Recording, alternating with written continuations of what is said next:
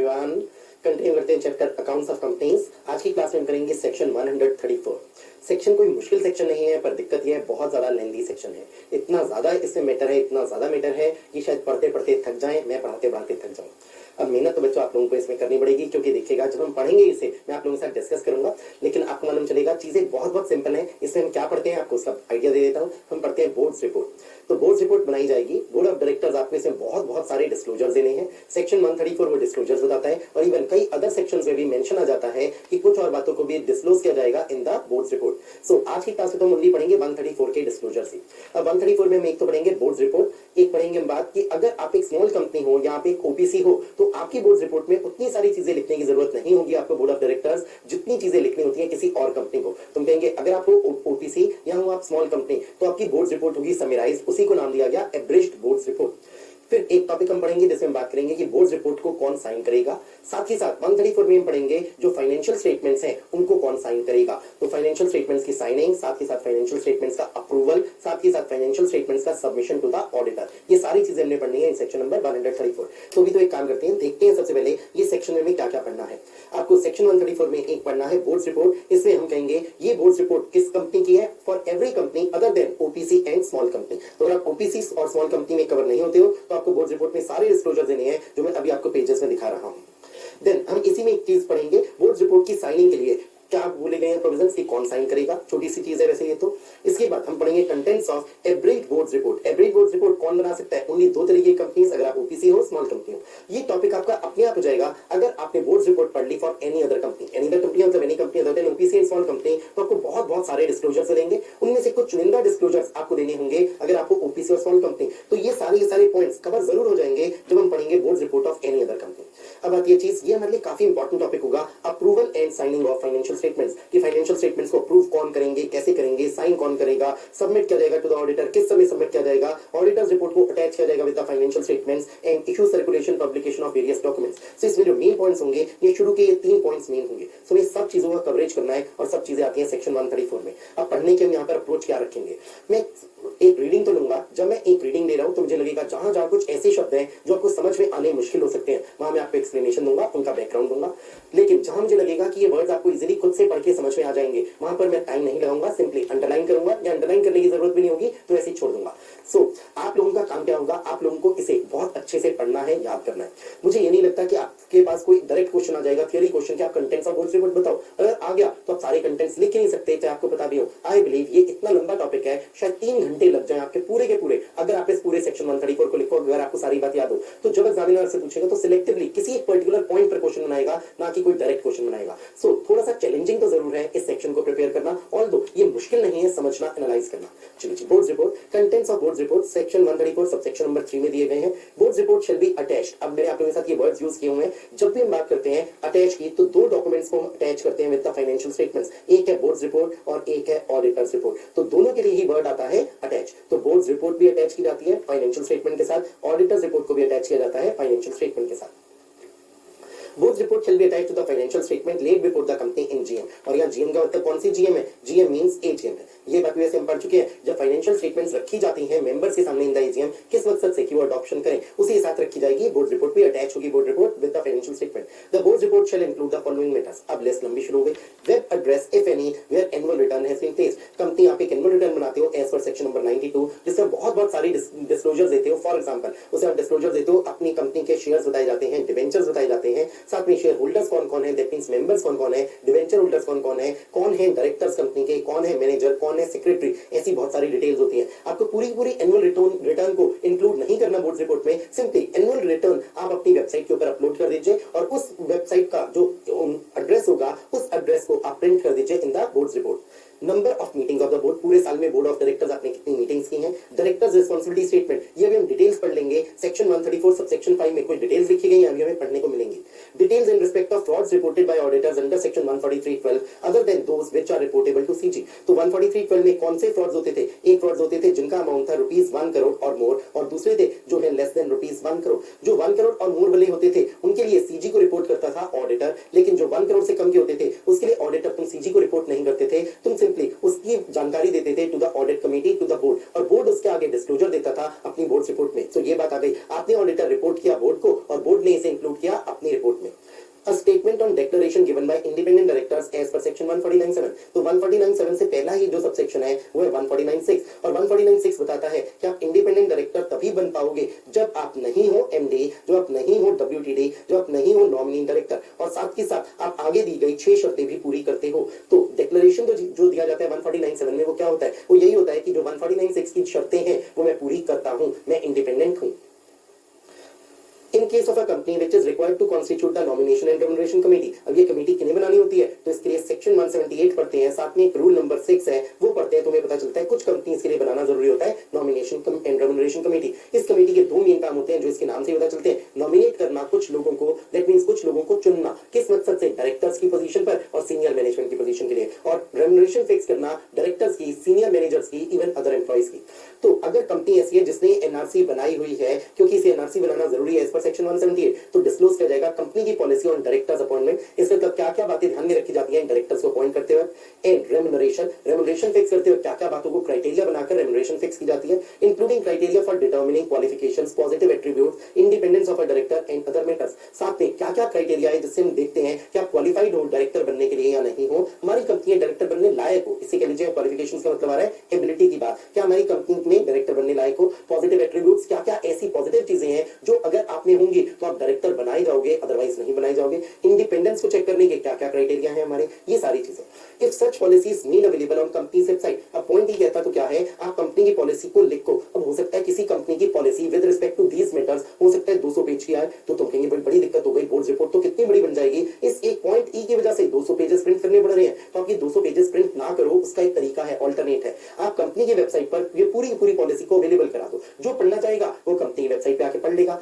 And it shall be sufficient compliance if the board report contains, और company की policy को तो आपने कंपनी की वेबसाइट पर अपलोड कर दिया और बोर्ड रिपोर्ट में बता दिया salient features of such policy in briefly बता दिया, मान लीजिए 5 पेज में बता दिया क्या क्या चेंजेस किए हैं आपने इस फाइनेंशियल ईयर में इस पॉलिसी में, वो बता दिया इन ब्रीफ, और वेब एड्रेस दे दिया जहां पर कंप्लीट पॉलिसी अवेलेबल है, जिससे जो व्यक्ति इंटरेस्टेड है डिटेल में ये पॉलिसी देखने के लिए वो आपकी वेबसाइट पे चला जाएगा, उसे वेब एड्रेस दिख जाएगा। Explanations or comments by the board on every qualification, reservation or adverse remark or disclaimer made by the auditor in his report, company secretary in practice in his secretarial audit report। अब secretarial audit के लिए तुम कहते हैं एक section है 204 जो बताता है कुछ कंपनीज जो बिगर कंपनीज कही जाती हैं उनको secretarial audit कराना है। अब secretarial audit ने secretarial audit report बनाई और उसमें कुछ कमियां बताई, तो उस कमियों पर बोर्ड ऑफ डायरेक्टर्स अपना जवाब दो। जो ऑडिटर है, कंपनी का ऑडिटर जो कंपनी ऑडिट कर रहा था, उसने अपनी रिपोर्ट सबमिट की है, उसमें कुछ कमियां बताई हैं, तो बोर्ड इस पर भी आप अपना जवाब दो। जवाब को हमने बोला एक्सप्लेनेशन और कमेंट्स, और जो ऑडिटर ने कमियां बताई हैं उसके लिए वर्ड्स यूज हो गए क्वालिफिकेशन, रिजर्वेशन, एडवर्स रिमार्क और डिस्क्लेमर। आगे बढ़ते हैं, पर्टिकुलर्स ऑफ लोन्स, गारंटीज और इन्वेस्टमेंट्स अंडर सेक्शन 186। अब 186 तो कवर करता है चीजें LGSI, लोन्स, गारंटीज, सिक्योरिटीज और इन्वेस्टमेंट, पर यहां में बताया कि आप पर्टिकुलर्स बताओ लोन्स के, गारंटीज के, इन्वेस्टमेंट के। एक वर्ड सिक्योरिटी मिसिंग है, उन्होंने कहूंगा कोई बात नहीं, हमें सिक्योरिटी की भी डिटेल देनी है। इसके अंदर पूरे फाइनेंशियल ईयर में कंपनी ने किस किस को लोन्स दिए हैं, किन के लिए गारंटी सिक्योरिटीज दिए हैं और कहां कहां इन्वेस्टमेंट की है।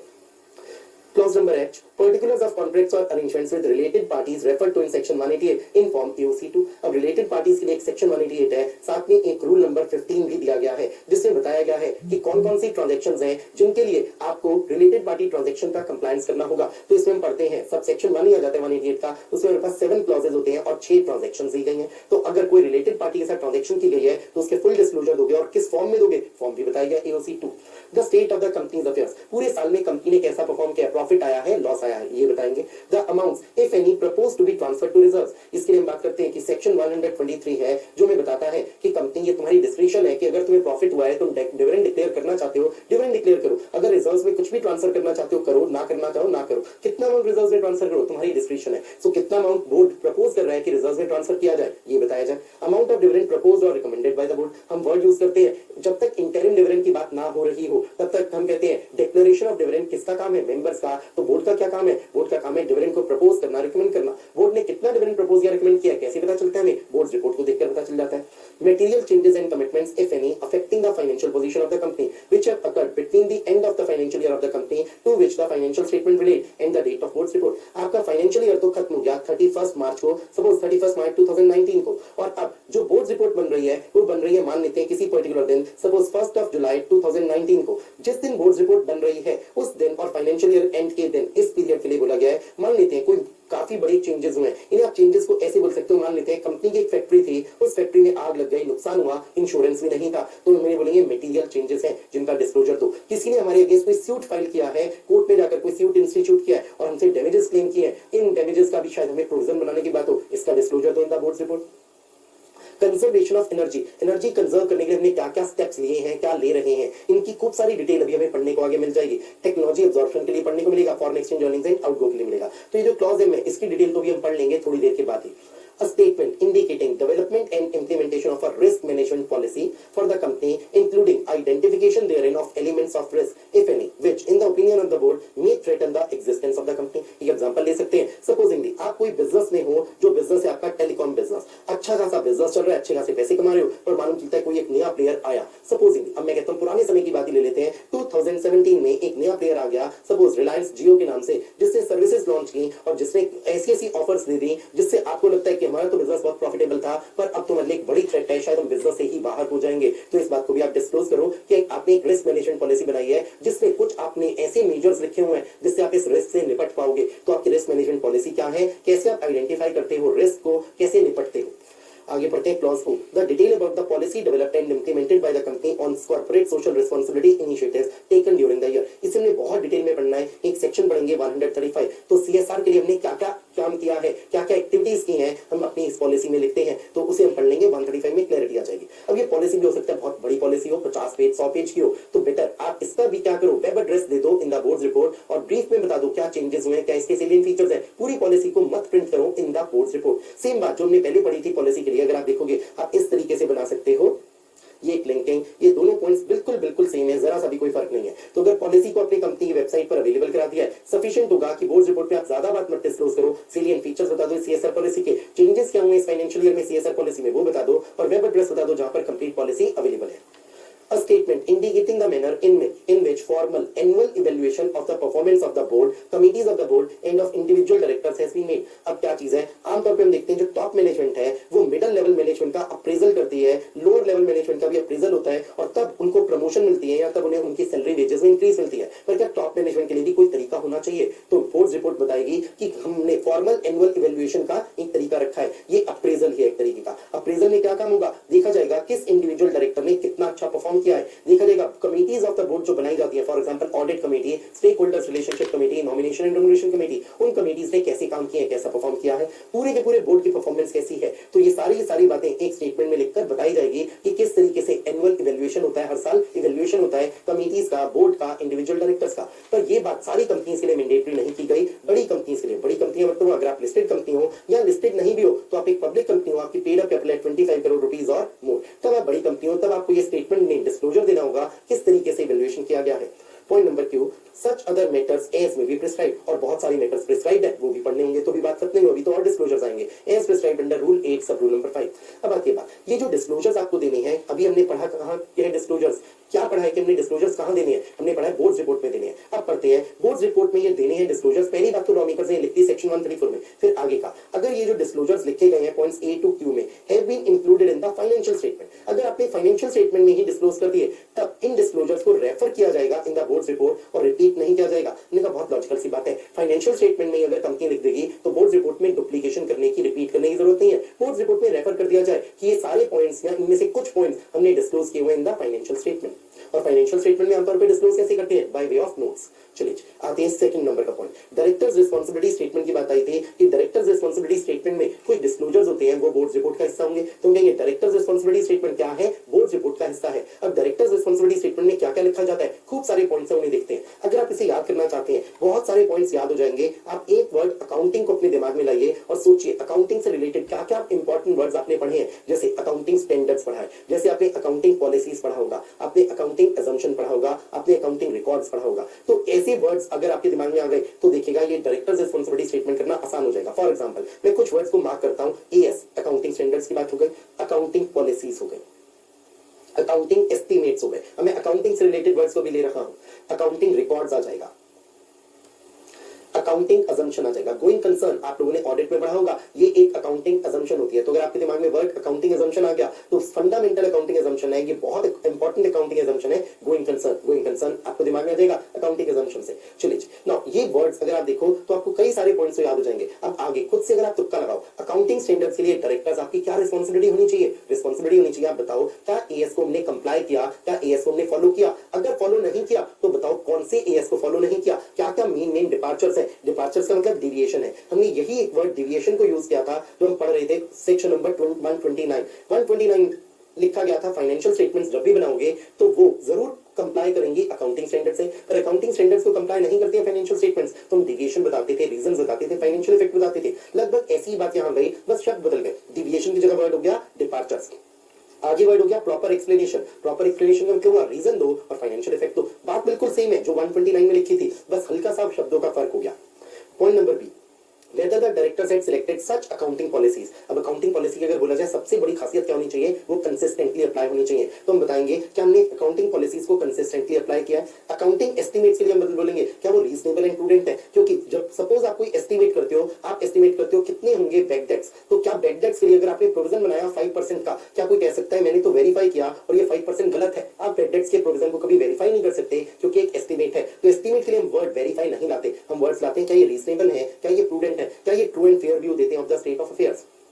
क्या डायरेक्टर्स ने proper and sufficient care exercise की है? कई मामलों में, उनमें से एक मामला अकाउंटिंग वर्ड से शुरू होता है। अकाउंटिंग रिकॉर्ड्स क्या मेंटेन करने के लिए उन्होंने सेफगार्ड्स लिए हैं? क्या सफिशिएंट केयर एक्सरसाइज की है? जो अकाउंटिंग रिकॉर्ड्स हैं उनको तरीके से रखा जाना चाहिए, अंडर लॉक एंड की रखा जाना चाहिए। क्या लॉक एंड की में रखा है? क्या सही से मेंटेन किया? क्या सेफगार्ड किया असेट्स को? अब असेट्स को सेफगार्ड करने का सबसे अच्छा तरीका होता है इंश्योरेंस लेनी चाहिए असेट्स की। जैसे पूरी फैक्ट्री जल गई तो कितना बड़ा नुकसान होगा, तो बेटर है insurance low. For preventing and detecting frauds and other irregularities, क्या हमने सफिशिएंट केयर एक्सरसाइज किया है? ये बताया जाएगा in the directors responsibility statement. क्या डायरेक्टर्स ने फाइनेंशियल स्टेटमेंट्स को प्रिपेयर किया गोइंग कंसर्न पर? वैसे हम कहते हैं तो फंडामेंटल अकाउंटिंग अजम्पशन है, आप हमेशा इस अजम्पशन पर ही बनाते हो अपनी फाइनेंशियल स्टेटमेंट। पर अगर मान लेते हैं इतना बड़ा खतरा आ गया बिजनेस के एग्जिस्टेंस पर कि लगता है हमारा बिजनेस आगे कंटिन्यू नहीं करेगा, तो आप गोइंग कंसर्न के बेसिस पर फाइनेंशियल स्टेटमेंट नहीं बनाते। और इसका मतलब क्या होता है? अगर आप गोइंग कंसर्न के बेसिस पर बनाते हो फाइनेंशियल स्टेटमेंट्स तो आप असेट्स लायबिलिटीज को वैल्यू करते हो बुक वैल्यू पर, लेकिन अगर गोइंग कंसर्न नहीं रही तो आप करोगे रियलाइजेबल वैल्यू पर। बड़ा फर्क आ जाएगा प्रॉफिट और लॉस में, डिपेंडिंग अपॉन क्या आपने गोइंग कंसर्न को फॉलो किया या नहीं किया।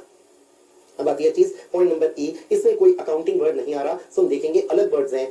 Whether the directors had laid down internal financial controls to be followed by the company and whether such internal financial controls are adequate and were operating effectively if the company is a listed company। अब जो internal financial controls है IFCs, इसकी बात हम करते हैं auditor के लिए भी कि ऑडिटर को भी ये बात बतानी होती है कि क्या कंपनी ने इफेक्टिव इंटरनल फाइनेंशियल कंट्रोल्स बनाए हैं, क्या वो ऑपरेट कर रहे हैं इफेक्टिवली। सेम बात डायरेक्टर्स आपको भी बतानी है, क्या IFCs आपने बनाए हैं, IFCs मैंने शॉर्ट में बोल दिया इंटरनल फाइनेंशियल कंट्रोल्स को, क्या आपने ऐसे इंटरनल फाइनेंशियल कंट्रोल्स बनाए हैं, क्या वो एडिक्वेट है, क्या वो ऑपरेट कर रहे हैं इफेक्टिवली। पर ये भी किसके लिए? लिस्टेड कंपनीज के लिए। अब इंटरनल फाइनेंशियल कंट्रोल्स का मतलब बताएगा। IFCs में कवर हो जाएंगे वो पॉलिसीज प्रोसीजर्स जो कंपनी आप अडॉप्ट करते हो ये सुनिश्चित करने के लिए कि जो आपका बिजनेस है वो अच्छे से चले, असेट्स आपके सेफगार्ड रहे, प्रिवेंट करें डिटेक्ट करें फ्रॉड्स एंड एरर्स को, एक्यूरेसी हो, कंप्लीटनेस ऑफ अकाउंटिंग रिकॉर्ड्स की, टाइमली प्रिपरेशन हो इस फाइनेंशियल इन्फॉर्मेशन की। अब इतने पॉइंट्स तो नहीं, उन्होंने आप लोगों के साथ थोड़ी सी एक बात डिस्कस की थी। इंटरनल फाइनेंशियल कंट्रोल्स का आपको एक एग्जांपल दिया था, ऑडिट एंड ऑडिटर्स पढ़ाते हुए। स्टोर्स डिपार्टमेंट है, साथ में आपको दिया था फाइनेंस एंड अकाउंट्स डिपार्टमेंट है, मार्केटिंग डिपार्टमेंट है,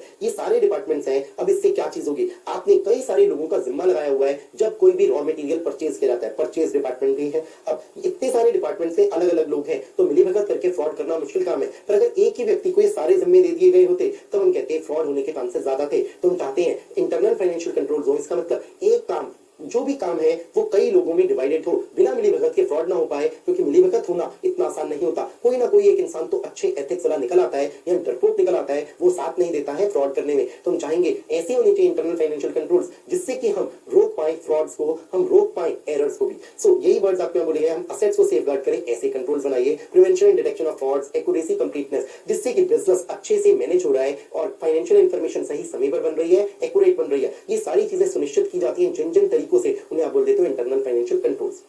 Whether the directors had devised proper systems to ensure compliance with the provisions of all applicable laws and whether such systems were adequate and operating effectively। तो directors responsibility statement में ये भी disclose करेंगे क्या जितने भी laws हम पर एप्लीकेबल हैं हमने उनको ध्यान में रखा है, क्या वो सारे सिस्टम जो कि इन लॉज को कंप्लायंस चेक करने के लिए बनाए गए हैं क्या वो सिस्टम सही से काम कर रहे हैं।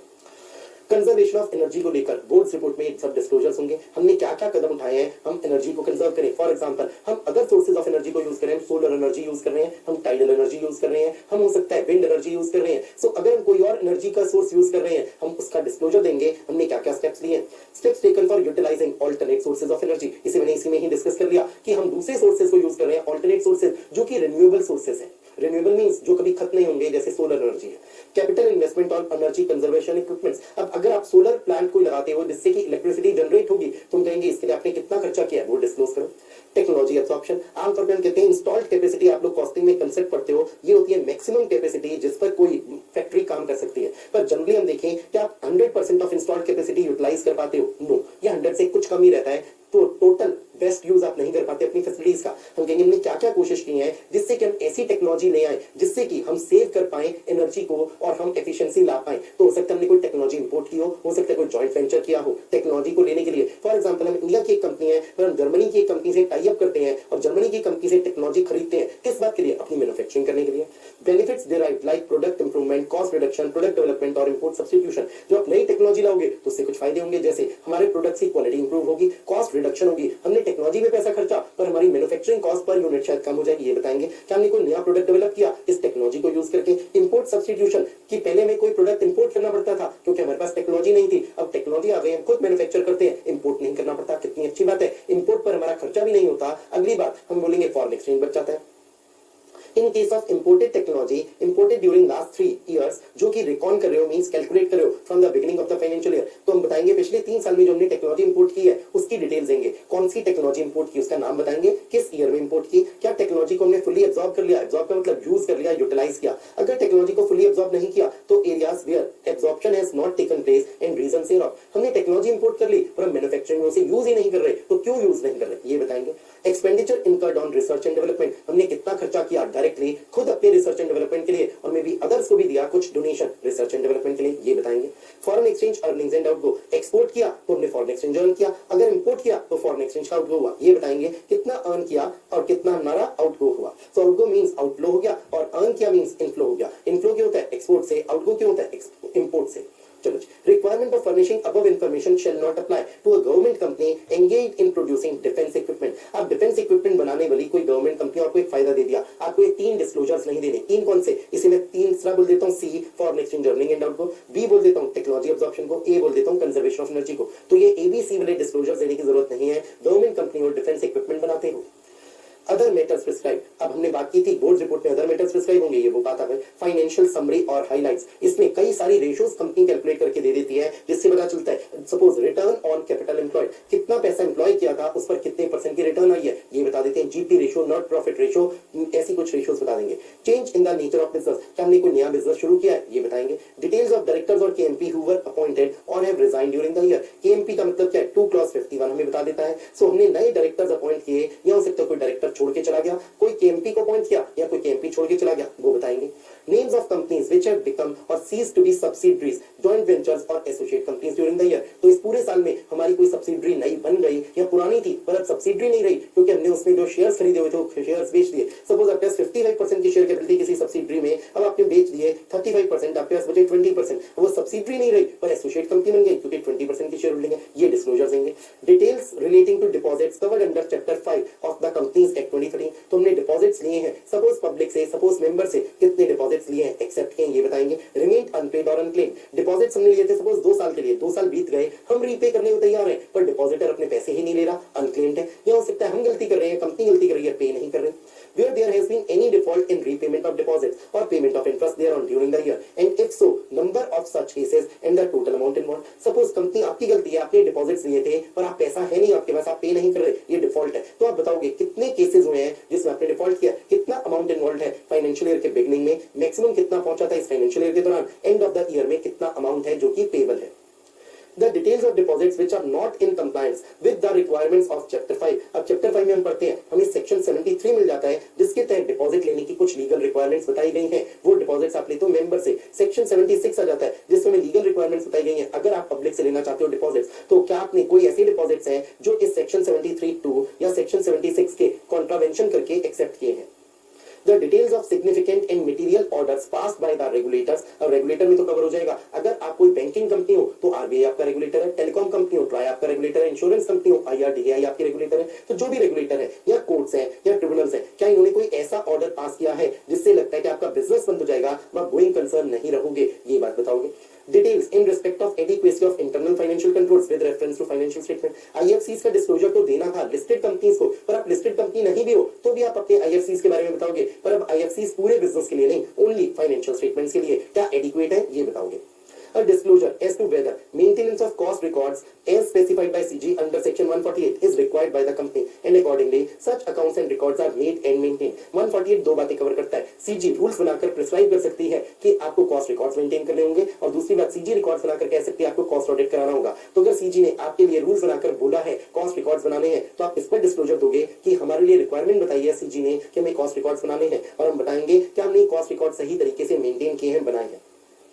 A statement that the company has complied with the provisions relating to constitution of internal complaints committee under the sexual harassment of women at workplace prevention prohibition and redressal act 2013। अब ये एक act बना, लंबा चौड़ा नाम है तो इसे मैं एक्ट ही बोल देता हूँ। इस एक्ट के तहत आपको इंश्योर करना है कंपनी कि आप एक कमेटी बनाओ कि अगर कोई लेडी कोई फीमेल आकर एक कंप्लेंट करती है कि उसे किसी ने सेक्सुअली हरास किया है, कोई सेक्सुअल असॉल्ट है, तो ये जो कमेटी है इंटरनल कंप्लेंट्स कमेटी, ये इस पर इंक्वायरी करेगी। वो एक निष्पक्ष इंक्वायरी होनी चाहिए। उस दौरान जिसके अगेंस्ट एलिगेशन लगाए हैं इस फीमेल ने, उसको सस्पेंड भी किया जा सकता है कि इंक्वायरी खत्म होने तक तुम सस्पेंडेड रहोगे। तुम्हें बताना होगा कि हमने वो कंप्लेंट्स कमेटी बनाई है या कंप्लेंट्स कमेटी नहीं बनाई।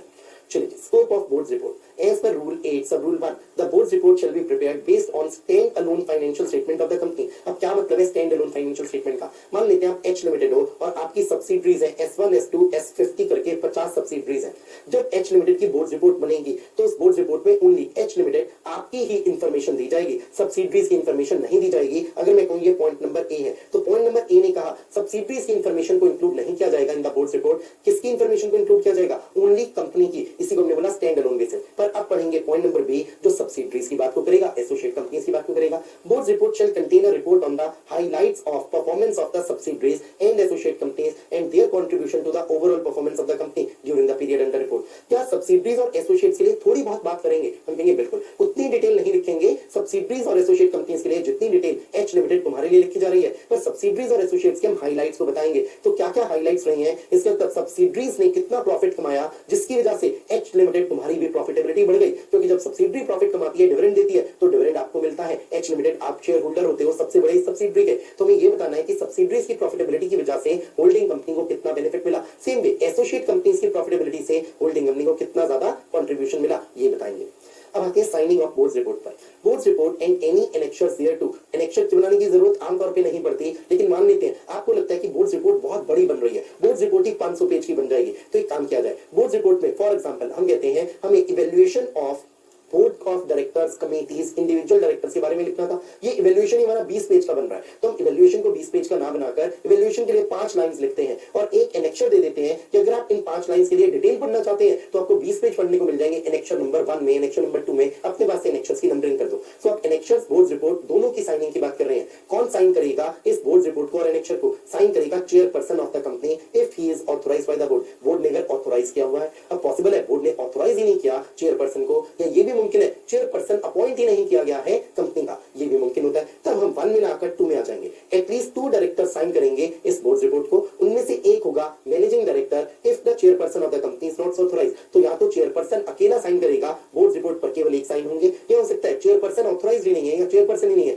तो 2 लोगों के साइन होंगे, उन 2 में से एक कौन होगा? Managing director. अब सपोज एमडी अपॉइंट ही नहीं किया कंपनी ने, हम कहेंगे तब कोई भी 2 डायरेक्टर्स हो सकते हैं, एमडी अपॉइंट नहीं हुआ तो एमडी के साइन करने की बात ही नहीं आएगी। चलिए बोर्ड रिपोर्ट पर साइन या तो एक व्यक्ति चेयरपर्सन के या 2 डायरेक्टर्स के, और 2 डायरेक्टर्स में से एक होगा एमडी अगर एमडी अपॉइंटेड है। आगे बढ़ते हैं। In case there is only 1 director. अब ये बात ओपीसी के लिए आएगी। ओपीसी ही एक ऐसी कंपनी है जिसमें एक डायरेक्टर हो सकता है। अगर कंपनी प्राइवेट कंपनी होती है जो ओपीसी नहीं है तो 2 डायरेक्टर्स होते हैं कम से कम, और पब्लिक कंपनी होती है तो 3 डायरेक्टर्स कम से कम होते हैं। तो ओनली 1 डायरेक्टर का मतलब ओपीसी है, तब क्या होगा? Board's report and any election thereto shall be signed by such director. हमने कहा ऑब्वियस सी बात है जब एक ही डायरेक्टर है तो ये तो लिख नहीं सकते कि 2 डायरेक्टर साइन करेंगे। साइन कौन करेगा? वही एक डायरेक्टर।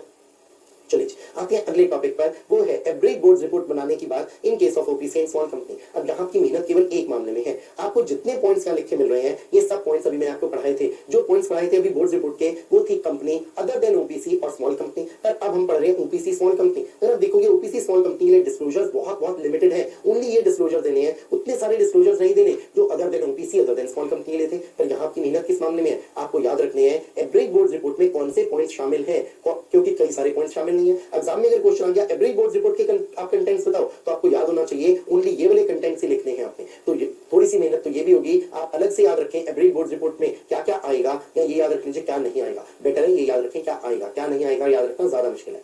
चलिए अब 134 में हमारे पास एक कंसेप्ट आ जाता है फाइनेंशियल स्टेटमेंट्स को लेकर भी कुछ बातें। तो आमतौर पे तुम कहते हैं 134 बोर्ड रिपोर्ट का सेक्शन है, जो बिल्कुल सही है, पर छोटी मोटी कुछ बातें फाइनेंशियल स्टेटमेंट्स की भी लिखी हैं, अब उन्हें पढ़ते हैं। The financial statement including CFS, if any, shall be approved by the board of directors before they are signed on behalf of the board। अब एक बात को देखिएगा, दो शब्द है और बहुत अच्छा लॉजिक आपका बन जाएगा, एक वर्ड है अप्रूव्ड और एक वर्ड है साइंड। जब भी हम कहते हैं साइन कर रहे हो, इसका मतलब आप हाथ चलाकर कोई इंडिविजुअल आप इस पर साइन करोगे किसी पेज पर। तो जो फाइनेंशियल स्टेटमेंट्स और सीएफएस है उस पर साइन होने का मतलब क्या है, कोई इंडिविजुअल साइन करेंगे, कोई ह्यूमन बीइंग साइन करेंगे।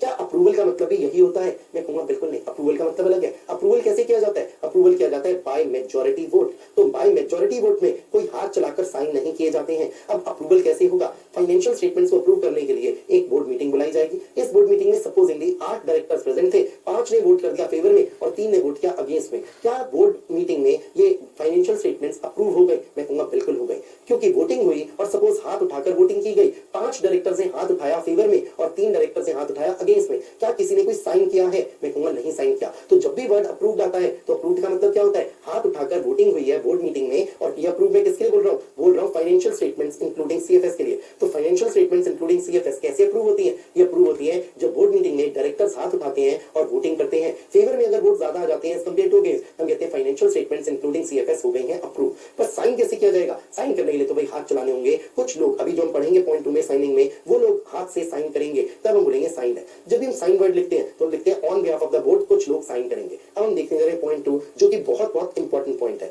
आप कह सकते हैं इस पर एग्जाम में क्वेश्चन आना मुमकिन है कि क्या साइनिंग सही तरीके से की गई है फाइनेंशियल स्टेटमेंट्स इंक्लूडिंग सीएफएस की, ऐसा क्वेश्चन आपसे पूछा जा सकता है।